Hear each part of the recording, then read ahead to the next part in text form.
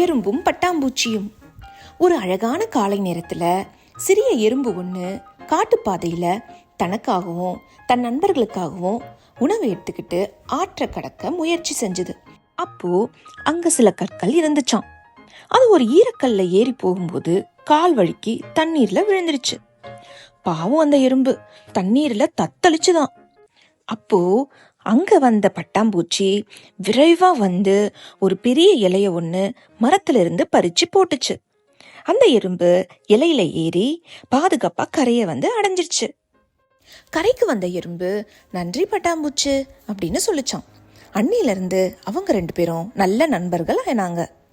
சில நாட்கள் கழித்து பட்டாம்பூச்சி ஒரு புதர்கிட்ட போகும்போது ஒரு சிலந்தி வலையில மாட்டிக்கிச்சு. சிலந்தி மெதுவா பட்டாம்பூச்சி கிட்ட வந்துடுச்சு. அந்த நேரத்துல அங்க இருந்த எறும்பு சத்தத்தை கேட்டு வேகமா போய் சிலந்தியின் காலை கடிச்சுது. சிலந்தி வலையிலிருந்து ஓடி போயிடுச்சு. எறும்பும் பட்டாம்பூச்சிய வலையிலிருந்து காப்பாத்திடுச்சு.